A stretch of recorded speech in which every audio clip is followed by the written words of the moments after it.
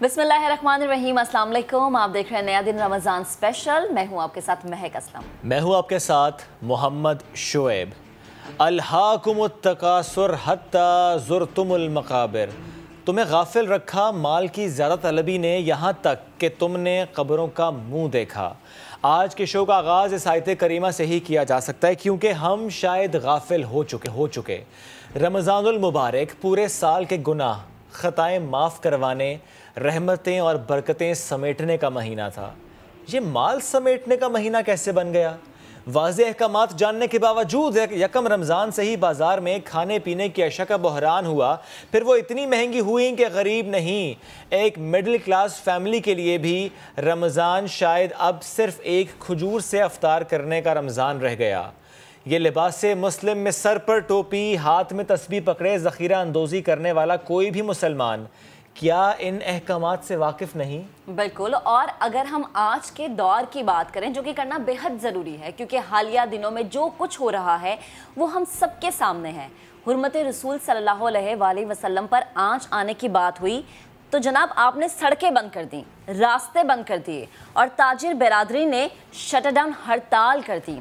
लेकिन आज ताजिर बिरादरी से इस प्लेटफॉर्म के ज़रिए मैं ये दरख्वास्त करती हूँ कि खुदारा हुक्म रसूल समझते हुए हराम माल कमाना भी बंद कर दीजिए, मिलावट करना भी बंद कर दीजिए, कम तोलना भी बंद कर दें, दुकानों के आगे जगह घेरना भी बंद कर दीजिए।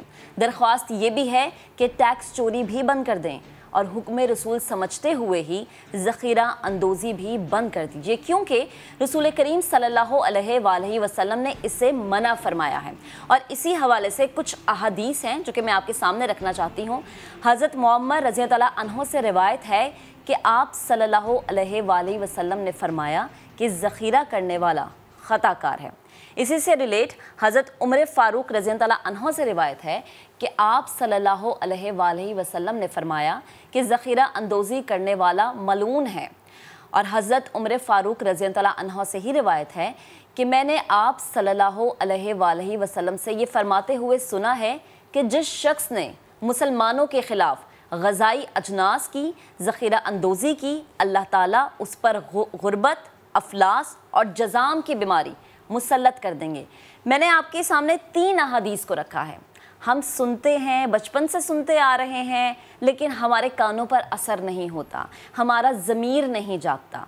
ज़ख़ीरा अंदोज़ी से माल बनाकर वही हराम माल से हम अपने बच्चों का पेट पालते हैं, हमें शर्म नहीं आती। शर्म तब आए जब आपके अंदर एहसास हो, लेकिन आज के मुसलमान में शायद एहसास मर चुका है। इसी एहसास को जगाने की समा की कोशिश है। हमारा सेगमेंट हाजिर है।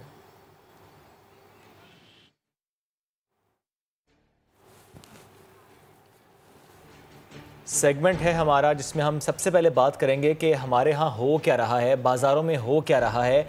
जब हम बात करते हैं फलों की, जब हम बात करते हैं सब्ज़ियों की जो कीमतों में इजाफ़ा हुआ है, उसमें हम देखते हैं कि फलों की कीमतों में 100 गुना इजाफ़ा हो गया, सब्ज़ी की कीमतों में 30% इजाफ़ा हो चुका है।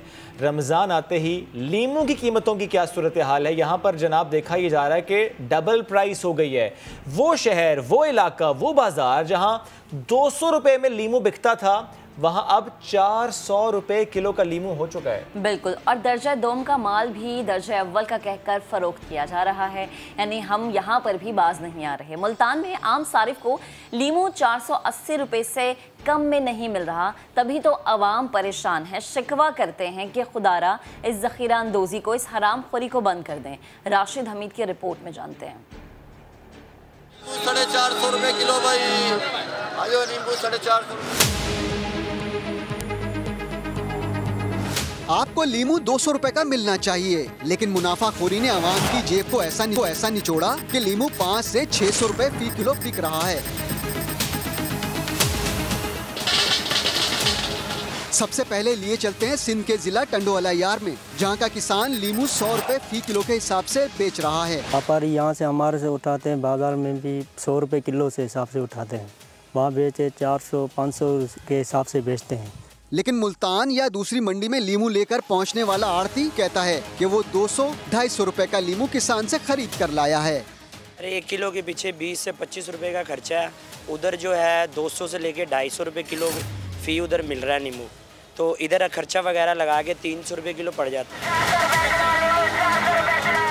लीमू की मुनाफाखोरी में 2 नहीं 3 आड़ती मुलव्विस हैं, जिनमें से हर एक का मुनाफा 100 रुपए फी किलो के लगभग है। गौर कीजिएगा, पहला आड़ती 50 रुपए का खर्चा लगाकर लीमू के ट्रक मुल्तान लेकर आता है। बोली शुरू होने से पहले अपना 100 रुपए का मुनाफा साइड में रखता है। 31, फिर इसके आगे जितने की डील हुई वो इसका इजाफी मुनाफा। दूसरा आड़ती तकरीबन 300 रुपए का खरीद कर लीमू की दर्जाबंदी करता है और फिर उसे 350 से 400 में फरोख्त कर देता है। खर्चा भी तो पड़ता है ना, किराए का, डीजल है, पेट्रोल है, गाड़ी का एक्सपेंस है, उसके बाद मंडी के खर्चात हैं, मजदूरियाँ हैं, सब कुछ है। वो पड़ने के बाद ये रेट कोई ज़्यादा रेट नहीं है इन एक्सपेंस के बाद। बेसिकली ये सिंध से नींबू आ रहा है तो इसकी सप्लाई कम है, डिमांड ज़्यादा है, तो रेट ऑटोमेटिकली बढ़ जाएगा। छोटे दुकानदारों की पहुंच इन बड़े आड़तियों तक नहीं होती, बल्कि वो तो तीसरे आड़ती से 10-20 किलो का माल लेते हैं, जो उसे 450 रुपए फी किलो में पड़ता है। 480 बेच रहे हैं, 450 की खरीद है, 30 रुपए किलो में बचा रहे हैं। मंडी में वैसे ही रेट बड़े पड़े हैं, इसलिए सरकार 400 रुपए फी किलो कीमत मुकर्रर करती है और इन जैसे कई दुकानदार दर्जा 2M का लीमू भी 500 रुपए से जायद का बेच रहे हैं। अगर लीमू के गिर्द ये 3 आड़ती अपना जायज मुनाफा कमाते तो यकीन जानिए आप तक ये 200 रुपए में पहुंच जाता। राशिद हमीद, समा, मुल्तान। तो जनाब ये थी लीमू की कहानी, लेकिन यहाँ पर भी बस नहीं किया मुसलमानों ने।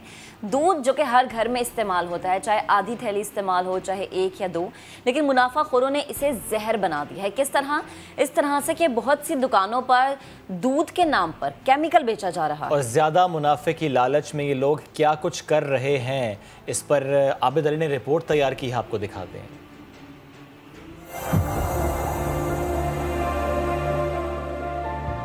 क्या आपका बच्चा दूध के नाम पर जहर तो नहीं पी रहा?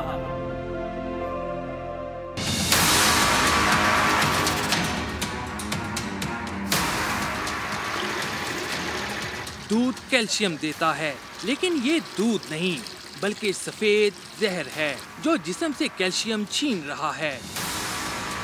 पर्दा उठाते हैं सफेद दूध के काले धंधे से।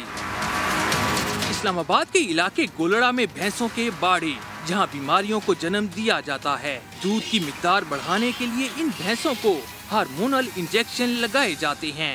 एक्चुअल जो कुदरती तरीका है वो आप उसका बच्चा लेके जाएं, बच्चे के जरिए उसकी आप करें, लेकिन चूँकि आप बच नहीं पाते, मर जाते हैं, फिर इनको ऑक्सीटोसिन की तरफ जाना पड़ता है। ऑक्सीटोसिन हार्मोन्स हैं, ये इस काम के लिए नहीं बने, लेकिन चूँकि ये कमर्शियल फार्मिंग करते हैं और बच्चे जो भैंस के साथ होता है वो सरवाइव नहीं कर पाता है, क्योंकि ये कमर्शियल है, उस तरह की केयर नहीं कर सकते। मुनाफाखोर इंजेक्शन लगाने के बाद भैंस से दुगना दूध लेते हैं, लेकिन इसका रिएक्शन भयानक होता है। आजकल के बच्चों के जो हार्मोन्स तेज़ी से बढ़ रहे हैं, बच्चे जवान हो रहे हैं, उसके बॉडी के ऑर्गन्स बढ़ रहे हैं, ये सारा ऑक्सीटोसिन और दूध की वजह से है। बच्चों में कैल्शियम की कमी, कमज़ोरी, लागरपन इस वजह से आता है ऑक्सीटोसिन जो इस्तेमाल हो रहा है। जब फार्म मालकान से इसका जवाब पूछा तो देख लें क्या होता है। थोड़ा सा बता देना। नहीं सॉरी जब कह दिया नहीं तो नहीं, एक बार बंदा सुनता है किसी की। मुनाफाखोरों का काला धंधा गली गली फैला है। बहुत से दुकानदार तो दूध के नाम पर स्प्रिंटा नाम का केमिकल आपको पिला रहे हैं। ये देखिए, फ्रीजर में पड़े 2 किस्म के दूध, एक पतला सफेद जबकि दूसरा गाढ़ा जर्दी माइल। फ्रीजर की साइड पर जमी पत्थर नुमा ये चीज बालाई नहीं कुछ और है। भैंस क्या दूध पानी वाला देती है या खुद पानी? नहीं, वो जो थोड़ा सा पड़ा है वो एक दोस्त ही है, वो होटल पे देता है, उसका रेट कम है, उसने थोड़ा सा रखा हुआ है। हमने वो अपने लिए जो रखा है ना वो येलो वाला है। कितना एक पानी मिला होगा? आप 60%, 40%, कितना एक पानी होगा? 40% शायद पानी हो। फिर आखिर ये है क्या? हकीकत सुनिए। जो सरगोदा से ठंडा दूध आता है वो स्प्रेटा उसे बेसिक कहते हैं, उसमें पाउडर भी शामिल होता है, उसमें मतलब कि चावलों का पाउडर, और सबसे जो जहरीली चीज़ है यूरिया खाद, जो हम फसलों में इस्तेमाल करते हैं, यूरिया खाद वो इसमें इस्तेमाल होती है। वो ख़राब ना हो, ठंडा दूध करके वो बेचते हैं। वो अपने मुनाफा कमाने के लिए उधर से उनको पड़ता है कम से कम 40-50 रुपए में, इधर आके 100, 120, 30 रुपए में बिक रहे हैं। स्प्रिंटा हो या हार्मोनल इंजेक्शन, दोनों इंसानी हड्डियों को मजबूत बनाने के बजाय कमजोर कर रही हैं। बच्चे वक्त से पहले बड़े हो जाते हैं, जिस्म कमजोर होते हैं। मुनाफाखोर शायद ये भूल गए हैं कि दूसरों के लिए बुराई का गड्ढा खोदने वाले खुद उसी में गिरते हैं। कैमरा टीम के साथ आबिद अली, समा, इस्लामाबाद।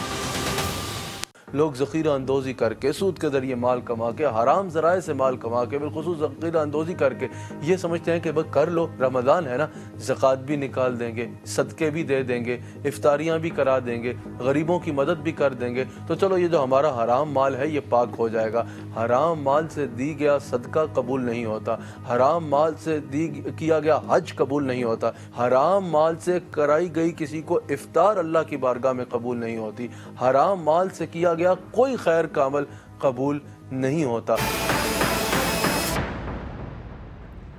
सब्जी की बात कर लेते हैं। जब भी दुकानदार से ये सवाल हो कि भैया ये सब्जी महंगी क्यों, तो जवाब मिलता है कि अरे पीछे से महंगी आ रही है।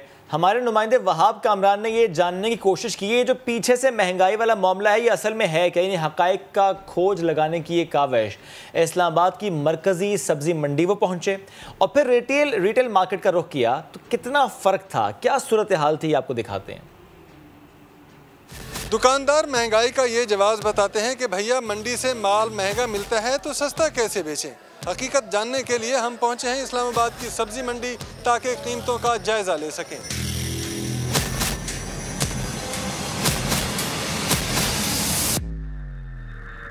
आलू, प्याज और टमाटर के निर्ख क्या हैं, जानने के लिए आड़तियों के पास पहुंचे तो हैरान रह गए। प्याज जो है ये तकरीबन 13 रुपए केजी से लेकर 25 रुपए केजी तक यहाँ मंडी में फरोख्त हो रहा है। इसी तरह आलू है 35 रुपए केजी से लेकर 45 रुपए केजी तक ये मंडी के रेट है। पीटी में वजन होता है 13 किलो से लेकर 15 किलो तक होते हैं और रेट बिके 350 से लेकर 600-650 तक बिके।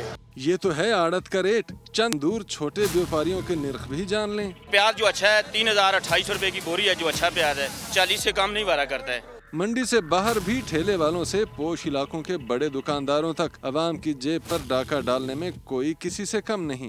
प्याज 50 रुपए किलो है, आलू 60 रुपए, टमाटर 70। 250 रुपए धड़ी आलू ले आते हैं, 60 रुपए किलो बेच रहे हैं। मंडी की निस्बत प्याज की 100%, आलू टमाटर की 80% महंगे दामों फरोख्त। मंडी से अवामी बाजारों तक नाजायज मुनाफा कमाने वालों की हर सतह पर हराम खोरी जोरों पर है जनाब। कैमरामैन फैसल मसूद के साथ वहाब कामरान, समा, इस्लामाबाद। अब ज़रा उस नतीजे की बात करते हैं जो कि सामने आया समा की कैंपेन के बाद। हमारी ये कैंपेन के मुनाफाखोरों को बेनकाब करना है, कामयाबी से जारी है। अवाम और इंतज़ामिया ने ये कह दिया है कि मार्केट कमेटी का रेट अब नहीं चलेगा। समा की मुहिम के बाद पहले झंग में अवाम ने केलों का बॉयकॉट किया और फिर अच्छा ये हुआ कि ज़िलाई इंतज़ामिया को हमने देखा कि वो इन एक्शन हमें नज़र आई, वो एक्टिव हो गई। डिप्टी कमिश्नर ने मंडी में अपनी निगरानी में बोलियाँ लगवाईं। अरशद खान ने रिपोर्ट तैयार की है, उसमें आपको सूरत हाल दिखाते हैं। 100 रुपए दर्जन अगर केले देते हो तो हम खाते हैं, वरना अपने पास रखें। इसका बाइकाट किया जाए, फिर इनकी अकल जो है ना वो सही जगह के ऊपर आई। रेट गिराओ, 100 पे लाओ और केले वालों का मुकम्मल बाइकाट करो। समा की नाजायज मुनाफा कमाने वालों के खिलाफ मुहिम ने काम दिखाना शुरू कर दिया। झंग के डिप्टी कमिश्नर सब्जी मंडी पहुंच गए और अपनी निगरानी में बोलियां लगवाईं। पहले तो मैं समा का बहुत मशकूर हूं कि जो काम हमारे इंतज़ामिया के करने वाले हैं वो समा ने अपने तौर पे भी शुरू किए। सुबह मार्केट हमने विज़िट की, हमने बोली जो है उसको ख़ुद इंश्योर किया। केला जो कल 200 क्रॉस कर गया था, 250 क्रॉस कर गया था, वो आज इतने में हो रहा है। केले का मार्केट रेट आम सारिफ के लिए 140 रुपए दर्जन मुकर्रर कर दिया, जो इससे पहले 220 रुपए दर्जन था। देखिए जी, जो चीज़ पीछे से अगर हमें मिलेगी ना सस्ती, वो चीज़ हम उस रेट पे डिवाइड करते हैं। अगर हमें वो 100 की मिलेगी, हम ज़्यादा से ज़्यादा 120 की सेल कर देते हैं। आज केले का रेट 140 रुपये है, अभी मैंने परचेज़ किया है, पहले 200-250 के करीब था। समा की नाजायज मुनाफाखोरों के खिलाफ मुहिम जारी है और अशिया खुर्दोनोश की कीमतें नीचे आने तक आवाम का खून चूसने वालों का ताक़ुब जारी रहेगा। मोहम्मद अरशद खान, समा, झंग।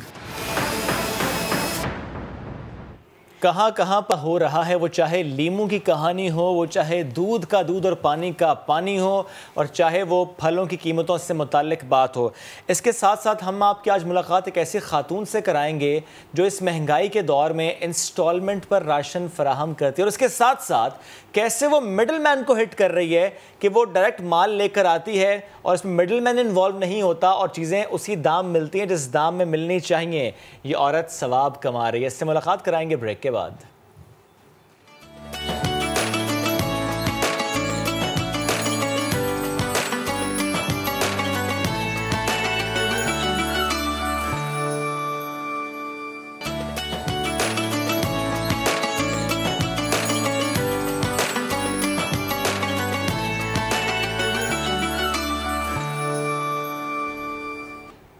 वेलकम बैक जनाब। एक जानिब जहां समा ऐसे लोगों को बेनकाब कर रहा है जो माह मुक़द्दस में भी नाजायज़ मुनाफाखोरी से बाज नहीं आ रहे और दोनों हाथों से गरीबों को लूटने में मसरूफ़ हैं, वहीं दूसरी जानिब हम आपको लाहौर की एक ऐसी खातून से मिलवाते हैं जो पहले गरीबों को किस्तों पर राशन फराहम किया करती थी, लेकिन अब रमज़ानुल मुबारक में उन्होंने फ्री राशन तकसीम करना शुरू कर दिया है। बड़ा ही नेकी का काम कर रही हैं, सवाब कमा रही हैं। ये हमारे साथ आज मौजूद होंगी स्टोर ऑनर शबाना जमशेद ने हमें ज्वाइन किया है। अस्सलाम वालेकुम शबाना, कैसी हैं आप?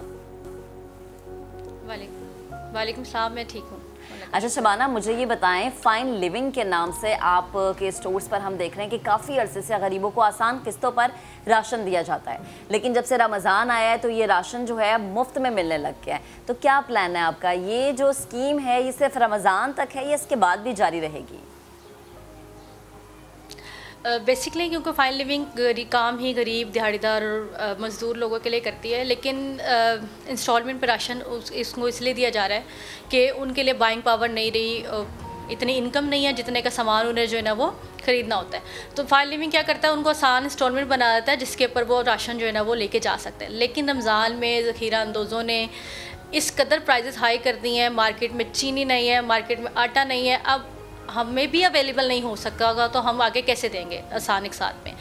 तो फिर हमने उसका तोड़ ये सोचा है कि आप लोग जो है ये ज़ख़ीरा अंदोज़ी की तरफ जाएं और फाइन लिविंग जो है वो फ्री राशन इनमें डिस्ट्रीब्यूट करना शुरू कर देगी, ताकि उन लोगों को शर्म आए जो कि बेसिकली इस माशरे में यजीदियत का किरदार जो है वो पे कर रहे हैं और बिल्कुल इन लोगों को तंग किया हुआ है। तो फाइन लिविंग ने फिर एक स्टेप लेते हुए इनको जो है ना फ्री राशन डिस्ट्रीब्यूशन जो है ना वो करना शुरू। तो जो फ्री राशन आप डिस्ट्रीब्यूट कर रहे हैं शबाना, इसका तरीक़ेकार क्या है? कोई कैसे आपसे फ्री राशन ले सकता है? तरीकाकार बड़ा सिंपल है। बेसिकली इस टाइम फाइन लिविंग के 1000 प्लस कस्टमर्स हैं। सारा ही कस्टमर वो है जो पाकिस्तान के या लाहौर के सफ़ेद पोश तबके से ताल्लुक़ रखता है। वो लाइनों में नहीं लगता जाके, वो लोगों से भीख नहीं मांगता है, वो मेहनत करता है, मजदूरी करता है। ठीक, उसके पास हमारे पास क्योंकि उसका डेटा होता है, वो हमारे पास आ रहे होते हैं। मेरी 2 आउटलेट्स हैं, उन आउटलेट्स पे हमें पता होता है कि हमारे पास कैसा कस्टमर आता है। हमारे पास वो कस्टमर आता है जो सिर्फ किलो आटा लेने आता है, हमारा कस्टमर वो आता है जो कि जिसके पास चीनी कहीं पे अवेलेबल नहीं है, वो सस्ती चीनी लेने आता है। तो हमारा क्राइटेरिया यही है कि कस्टमर आ रहा होता है, डेटा हमारे पास होता है, वो आते हैं और हम उनको जो है ना एक हमने लिस्ट डेवलप कर ली है, हम उनको जो है ना फ्री राशन डिस्ट्रीब्यूशन में जो है ना। शबाना सॉरी टू इंटरप्ट, आपने सस्ती चीनी का जिक्र कर दिया, ये कितनी सस्ती है जो आपके पास है?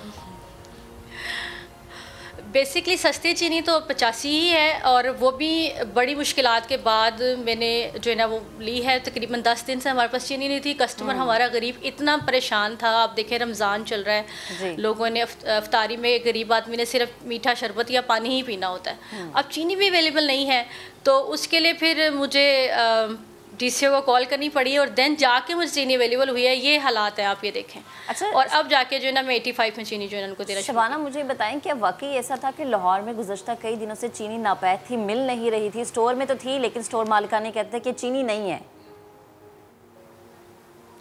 बेसिकली चीनी वाकई अवेलेबल नहीं थी और इवन हम जिस स्टोर पे भी जा रहे थे, जो बड़े बड़े स्टोर्स पे, वहाँ पे भी चीनी अवेलेबल नहीं थी। बड़े बड़े होलसेलर्स के पास चीनी अवेलेबल नहीं थी।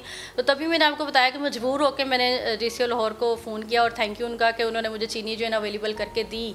और मैं जिन लोगों के लिए काम करती हूँ, जिन गरीब लोगों के लिए जो कि परेशान था, उसको हमने जो है ना वो चीनी जो है ना फिर अवेलेबल करके दी, और जो रेट गवर्नमेंट ने एक मुकर्रर किया 85 में, वही हम उसको जो है ना देने के शबाना ये तो देखें, ये आटा, चावल, चीनी, दालें, जो भी चीज़ आपके पास इस वक्त मौजूद है वो तो आप ज़रा सस्ती मौजूद है आपके पास और आप इंस्टॉलमेंट पे दे रही हैं, ज़रा इससे पहले भी हमने सेगमेंट किया।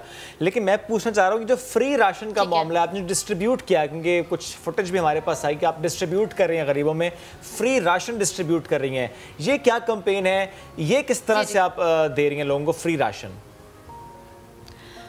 फ्री राशन में मैंने आपको जैसे कि बताया कि जो चीज़ें मार्केट में नापैद हो चुकी हैं, ठीक है, जिसका कि ज़ख़ीरा अंदोज़ों ने उनको ज़ख़ीरा कर लिया, जो चीज़ मार्केट में नहीं मिल रही वो हमने इनको फ्री देना शुरू कर दिया है, ताकि जो भी ज़ख़ीरा अंदोज़ी कर रहे हैं बेसिकली उनको थोड़ी सी शर्म आए कि वो किन लोगों के लिए ज़ख़ीरा अंदोज़ी कर रहे हैं। वो गरीब लोग हैं, अमीर लोगों को तो पैसे का मसला ही नहीं है ना, जो आपके पास अब आ रहा है, मर्जी महंगा मिलेंगे वहाँ ले लेंगे। जो अब आपके पास आ रहा है कस्टमर, जो कि आपके ज़ाहिर 2 आउटलेट्स हैं, कस्टमर्स आपके जो हैं जिनसे मुताल्लिक आप लोग जानते हैं, उनकी डिटेल्स आपके पास हैं, तो क्या आप उनको ये चीनी फ्री में दे रही हैं?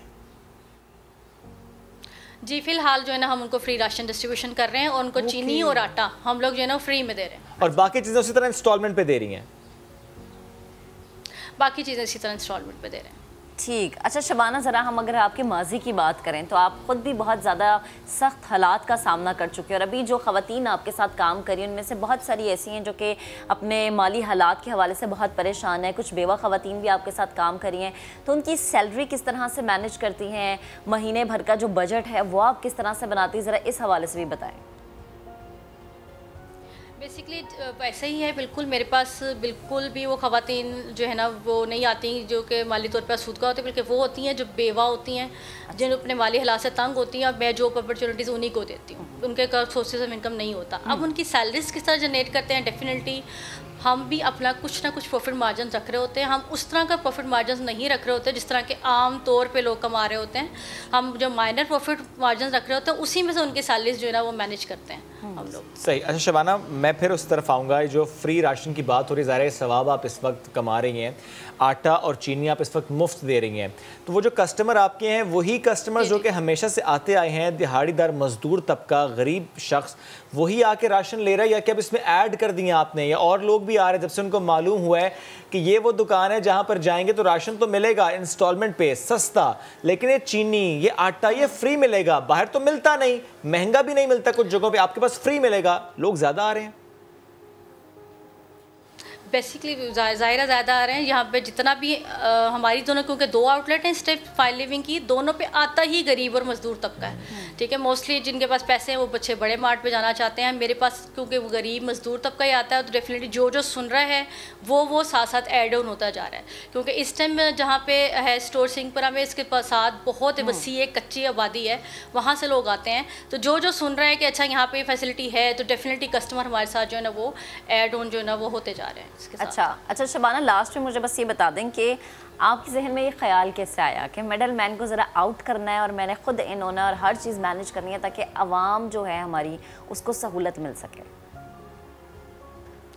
बेसिकली जो घर के हालात अपने बचपन में फ़ेस किए या जवानी तक फ़ेस किए हैं वो बड़े टफ़ हालात थे, बहुत मुश्किल था सर्वाइव करना, और उसके बाद खुद ये जो जितने भी ज़ख़ीरा अंदोज़ हैं, जितने भी लोग बैठे हुए हैं, इवन कि अभी मुझे फ्लोर मिल्स वाले बड़े तंग कर रहे हैं, आपके थ्रू एक मैसेज ज़रूर दूंगी कि थोड़ी सी शर्म कर लें, ठीक है, as a being a lady, ठीक है। मैं मार्केट में आई हूँ क्योंकि एक जो औरत है वो माँ भी है, ठीक है, वो दर्द महसूस कर सकती है उन बच्चों का, ठीक है, जिनको कोई चीज़ खाने को अवेलेबल नहीं है, बिल्कुल, ठीक है।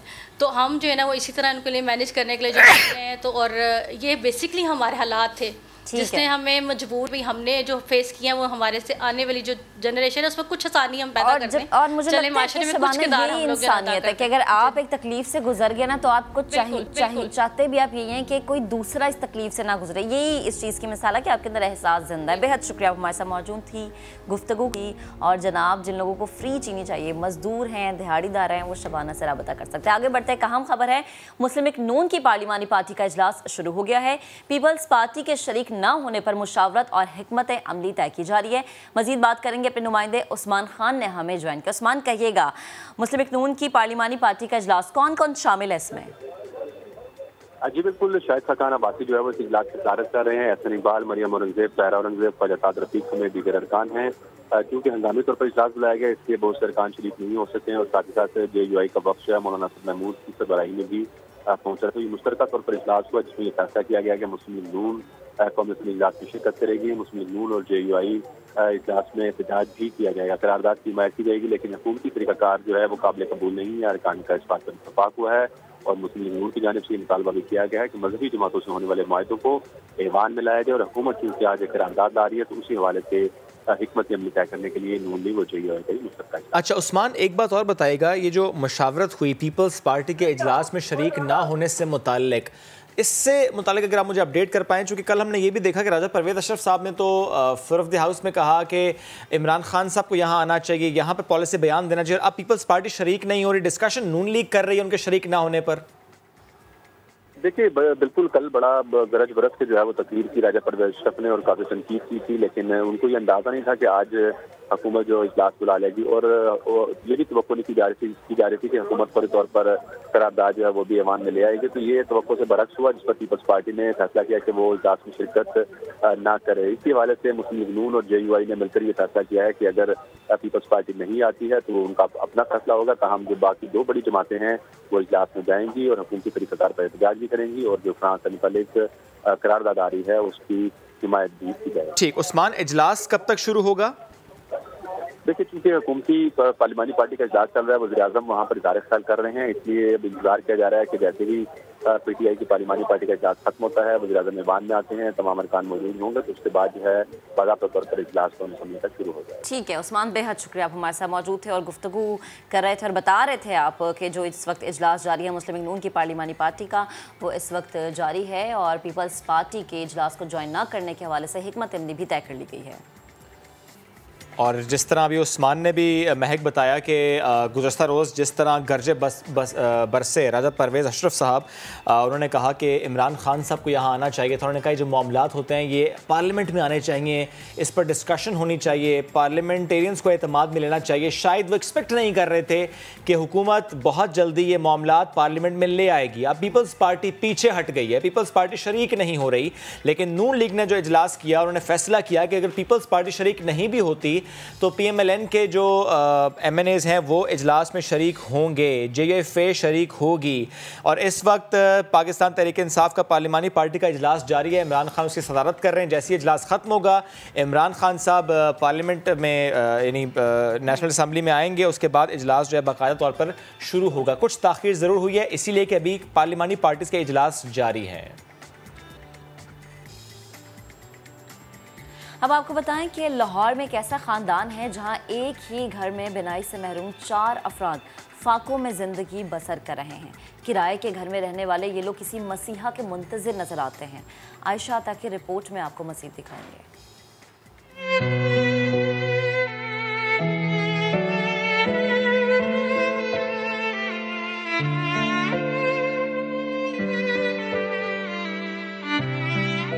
मुश्किल में अपने भी साथ छोड़ देते हैं। ऐसा ही कुछ हुआ लाहौर की रिहायशी सिद्रा बीबी के साथ। कैंसर के बाइस आंखों की रोशनी चली गई, जबकि बच्चे 21 साला वहाब, 17 साला नूर और 9 साला आयशा भी कुव्वत बसारत से महरूम हैं।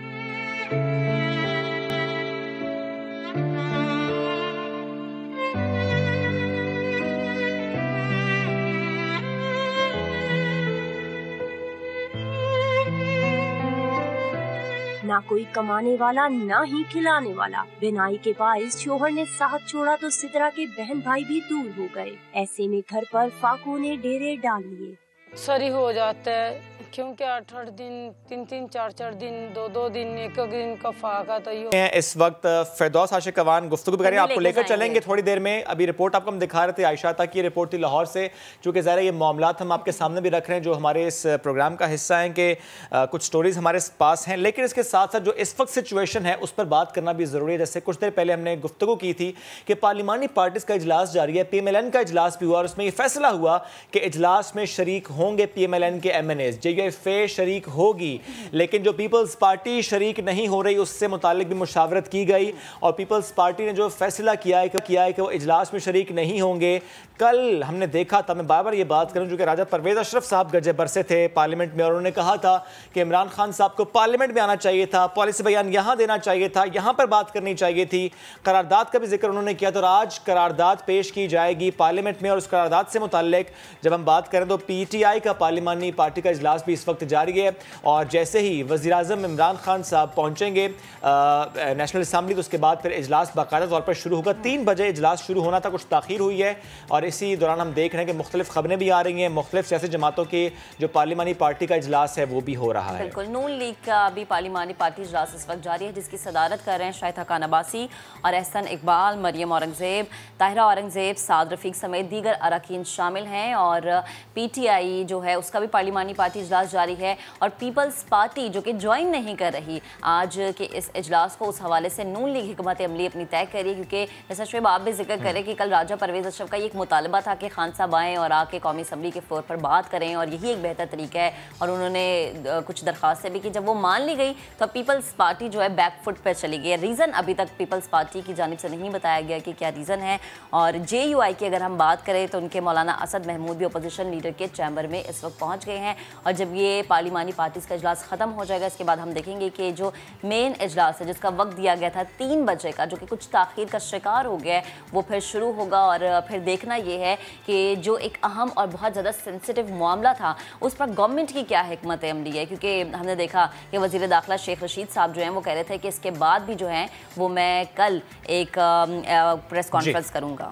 अच्छा महक, जिस तरह आप भी डिटेल बता रही थी, जो इस वक्त पार्लिमानी पार्टीज़ के इजलास जारी है, मुस्लिम लीग नून का कौमी असम्बली के इजलास में शिरकत का फैसला, इससे मुतालिक हमने आपको अपडेट किया था। नून लीग और JUI का कौमी असम्बली इजलास में एहतजाज का फैसला भी सामने आया है। अरकान ने कहा है कि करारदाद की हिमायत तो करेंगे लेकिन हुकूमती तरीक़ेकार काबिल कबूल नहीं है, इस पर एहतजाज किया जाएगा। कलदम जमात से होने वाले मुआहिदों को ऐवान में लाया जाए, मुस्लिम लीग नून ये मुतालिबा करेगी। और इसके साथ साथ हमने देखा है कि पीपल्स पार्टी आज के होने वाले इस इजलास में शिरकत नहीं करेगी, जो उनके रहनुमा हैं उनको इससे मुतालिक आगाह कर दिया गया है पीपल्स पार्टी की क़यादत की जानिब से कि वो शरीक नहीं होंगे, लेकिन PMLN और JUI आज इस इजलास में शरीक होगी। करारदाद की हिमायत की जाएगी लेकिन हुकूमती तरीक़ेकार काबिल कबूल नहीं, इस पर एहतजाज किया जाएगा, हुकूमत को तनकीद का निशाना बनाया जाएगा, मिस हैंडल किया हुकूमत ने, ये कहा जाएगा PMLN की तरफ से। लेकिन फ्रांस के सफ़ीर को निकालने की जो करारदाद आज कौमी असम्बली में पेश की जानी है हुकूमत की तरफ से, उस करारदाद की हिमायत की जाएगी। बिल्कुल, और अभी जो डेवलपमेंट है वो हम आपको बता रहे हैं कि मुस्लिम लीग नून का कौमी असम्बली इजलास में शिरकत का फैसला सामने आया है, लेकिन जो ये शिरकत का फैसला है वो करेंगे वो एहतजाज के साथ। उस्मान ने हमेशा ही ज्वाइन कर लिया, उनसे हम बात करते हैं। उस्मान बताएगा, मुस्लिम लीग नून ने भी फैसला कर लिया और JUI ने भी फैसला कर लिया, आपके पास क्या डिटेल्स हैं? जी बिल्कुल, मुस्लिम लीग नून और JUI की पहले अपनी अपनी पार्लिमानी पार्टी के इजलास हुए और उसके बाद दोनों जमातों के कायदीन जो है मुश्तरका तौर पर अपोजिशन लीडर के चैम्बर में सर जोड़कर बैठे थे, जिसमें इन तमाम मामलात का जो वो जायजा लिया। उस पार्टी के इजलास को शरीक न होने के मौके पर भी मुशावरत की गई। बेशतर लीगी अरकान ने पीपल्स पार्टी के फैसले को मुनासिब करार दिया है और बहुत सारे अरकान नून लीग के जो है वो उन्होंने ये कहा है कि मुस्लिम लीग नून को भी नहीं जाना चाहिए, लेकिन चूंकि JUI और मुस्लिम लीग नून ने मुश्तरका तौर पर फैसला किया है कि ऐवान में इजलास में शिरकत की जाएगी, वहाँ पर करारदाद अगर आती है तो उसके हवाले से भी जो है वो मुतफिका लायमल अख्तियार किया जाएगा और एहतजाज किया जाएगा। एहतजाज होगा हुकूमती हिकमत अमली उनके तरीकाकार के हवाले से, जो कि गुज़श्ता 1 हफ्ते से अपनाया गया था। और साथ ही साथ मिस हैंडल की भी बात की गई है ना नून लीग की जानिब से कि उन्होंने अच्छे तरीके से इस इंतहाई सेंसिटिव मामले को हैंडल नहीं किया। उस्मान, एक लास्ट में बात बता दें कि पीपल्स पार्टी की जानिब से बताया गया कि क्यों नहीं आ रही इजलास में, क्या वजह है, कोई पार्टी का रद्द अमल सामने आया हो? देखिए, अभी तक पीपल्स पार्टी की जानिब से किसी किस्म का कोई रद्द-ए-अमल तो सामने नहीं आया, ताहम यही इतलात आई है कि पीपल्स पार्टी ने इजलास में शिरकत ना करने का फैसला किया है और अभी तक लीडरशिप जो है वो भी पीपल्स पार्टी की गायब है। किसी किस्म का कोई मौक़िफ़ जो है वो सामने नहीं आया। गुज़िश्ता रोज़ के इजलास में राजा परवेज़ अशरफ की जानिब से जो है वो हमने ये देखा था कि उनकी जानिब से ये बड़ा बिल्कुल और पीपल्स पार्टी के इस रवैये को मुनाफिकाना रवैया कहा जा रहा है। उस्मान, आपका शुक्रिया। एक ब्रेक लेंगे, वापस आएंगे, साथ रहिए।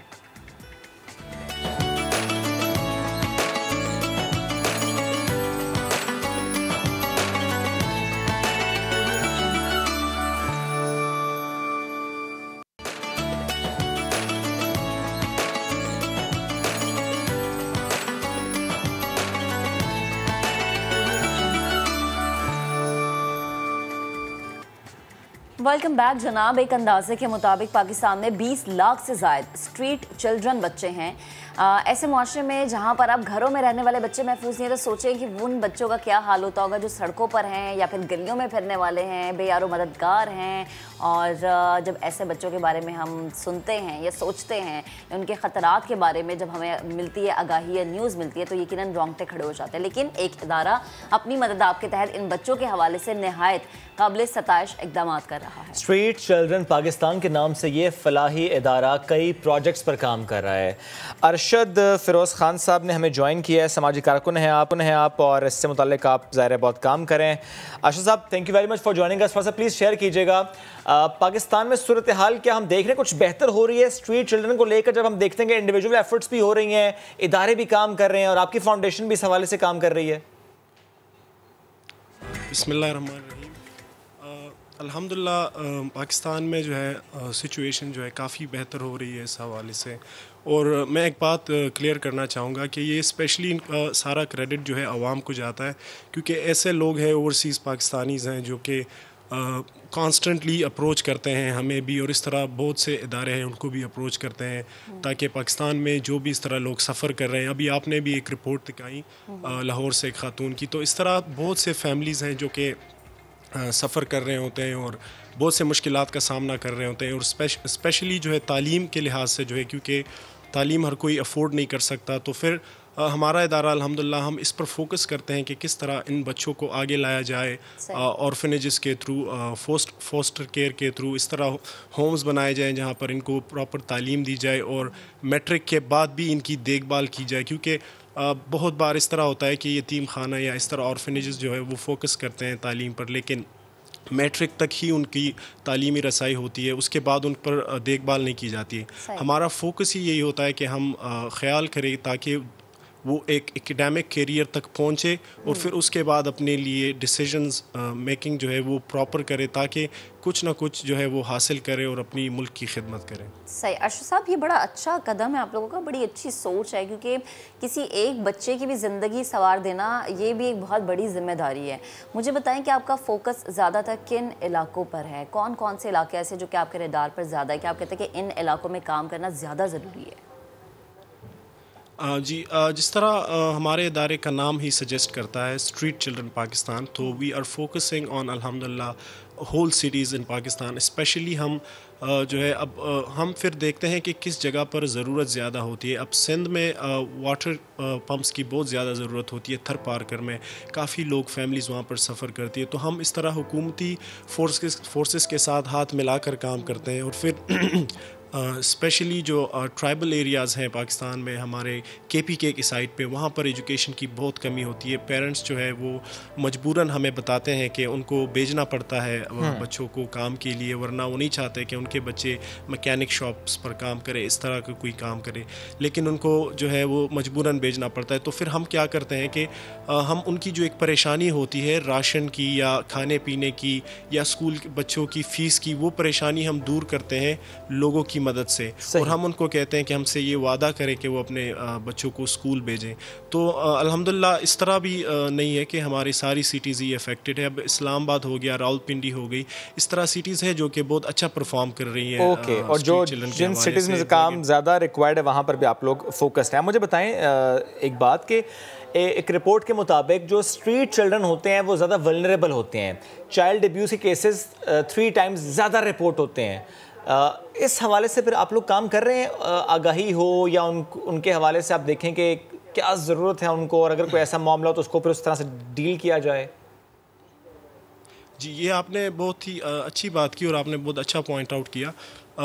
वनरेबिलिटी टू सेक्सुअल असल्ट जो है वो स्ट्रीट चिल्ड्रन की ज़्यादा इस वजह से होती है कि because they are more expose to the toxic environment outside. So to prevent this from happening हम क्या करते हैं कि we are running awareness campaigns and बच्चों को और उनके पेरेंट्स को और जो भी उनके गार्डियंस हैं उनको ये सिखाया जाता है कि what is a good touch, what is a bad touch. Even for children in orphanages in madrasas we are trying to educate them on this level के एक गुड टच क्या होता है, बैड टच क्या होता है, और किस तरह जो है एक टाइमिंग होती है जो प्रेडेटर्स होते हैं, इस तरह के जुर्म करने वाले जो लोग होते हैं, उनकी अपनी एक टाइमिंग होती है, अपने एक जगह होते हैं, और किस तरह उन बच्चों को जो है वहाँ से उस एक्सपोजर में ना लेके जाया जाए। मतलब गलियों में ज़्यादा बच्चे अगर आप देखें अनसर्टन टाइम्स पर, तो वो एक ख़तरे का वो होता है। तो उसके लिए फिर हम अवेयरनेस कैंपेन्स करते हैं और थोड़ा साइको एजुकेट करते हैं हम पेरेंट्स को भी और बच्चों को भी। ठीक। अच्छा अरशद साहब, मुझे ये भी बताएं कि जैसे इन बच्चों की जिम्मेदारी लेना एक बहुत बड़ी बात है, इनका खाना पीना, इनकी एजुकेशन, फिर इनको बताना क्या सही है क्या गलत है, तो क्या सिर्फ फलाही तंजीमों पर आपकी नज़र में हुकूमत का इन्हसार है, ये हुकूमत खुद भी कुछ अपने तौर पर इक़दाम करती है? You have to give credit where it's due. हुकूमत को काफ़ी क्रेडिट जाता है, और क्योंकि काफ़ी हुकूमत ने इस तरह प्रोग्राम्स क्रिएट किए हैं। रोशन एक प्रोग्राम है हुकूमत का, और इस तरह तालीमी बहुत प्रोग्राम्स उन्होंने क्रिएट किए हैं। बट कभी कभी इस तरह होता है कि लोकल कम्युनिटीज़ और लोकल ऑर्गेनाइजेशंस जो है उनकी रसाई ज़्यादा हद तक इस तरह कम्युनिटीज़ में होती हैं जहाँ पर गवर्नमेंट की रसाई नहीं होती। तो फिर हमें जो है काम खुद अपने हाथों में लेना पड़ता है और उनके साथ मिलकर काम करना होता है। लेकिन जो गवर्नमेंट के लिहाज से हो रहा है इस तरह मैं समझता हूँ कि काफ़ी काम हो रहा है। बहरहाल जिस तरह हमारे हालात है अनफॉर्चुनेटली, उसके लिए हमें और भी फोर्स लगाना पड़ रहा है। और मुझे बहुत खुशी होती है कि पाकिस्तान में इस तरह बहुत से इदारे हैं जो कि अनबिलीवेबल काम कर रहे हैं, बहुत ज़्यादा काम कर रहे हैं इस इश्यूज़ को टैकल करने के लिए। इसमें कोई शक नहीं, इदारे भी काम कर रहे हैं। आपने कहा कि हुकूमत को भी क्रेडिट जाता है कि वो भी इस मामले को सीरियसली देख रही है। फिर मसला कहाँ पर है, फिर चैलेंजेस क्या हैं, फिर गलती कहाँ से हो रही है, कोताही कहाँ से हो रही है कि ये स्ट्रीट चिल्ड्रन स्ट्रेट चिल्ड्रन नहीं बन पा रहे? जी मेनली एक तो बदकिस्मती हमारी ये है कि हमें तालीम पर ज़्यादा एतबार नहीं है। This comes from many families. Even आप देख लें फॉर एग्ज़ाम्पल, जब हम जाते हैं कि अगर आप किसी को इवन ऑफ़र भी कर ले कि हम आपके बच्चे को स्पॉन्सर कर रहे हैं, उसकी एजुकेशन स्पॉन्सर कर रहे हैं, still they will not agree to it because they think कि एजुकेशन जो है वो इन सब चीज़ों का जवाब नहीं है। तो इस तरह कुछ पेरेंट्स हैं, इस तरह कुछ फैमिलीज़ हैं जो ये सोचती हैं, और इनकी वजह से ही फिर जो है वो लेज़ीनेस आ जाता है हमारे काम में भी, और हमें एक खलल आ जाता है ये काम कंटिन्यू करने में भी। सही। तो इस तरह नहीं है कि कोई इश्यूज़ नहीं है, इश्यूज़ है। Of course there are so many children out of school and there are so many cases of sexual assaults that doesn't get reported, and so that's a problem. And I don't like to blame people, मैं blame नहीं करना चाहूँगा, लेकिन parents के part पे बहुत कमी होती है क्योंकि उनको एक इतबार नहीं रहता दिल से तालीम पे। वो नहीं मानते कि तालीम जो है उनके मसाइल हल करेगा, क्योंकि वो बहुत ही ग्रेजुअल प्रोसेस है तालीम, 16 साल 15 साल। तो they want an instant solution to this, but I am afraid कि एक इंस्टेंट सोल्यूशन नहीं होता इस तरह इश्यूज़ का। ठीक है अरशद साहब, थैंक यू वेरी मच, साथ मौजूद थे आप, और जिस तरह से आप लोग काम करें उस पर भी हमने बात की। गलती कहाँ पर हो रही है? गलती पेरेंटिंग में हो रही है, पेरेंट्स की जानिब से गलती हो रही है। तालीम पर एतमाद होना चाहिए और तालीम दिलवानी है बच्चे को। तालीम उसका हक है, बिल्कुल उस तरह जैसे सेहत उसका हक है, जैसे सर पर छत उसका हक है, जैसे प्यार उसका हक है, वैसे ही तालीम उसका हक है। एक ब्रेक लेंगे, वापस आएंगे, साथ रहिए।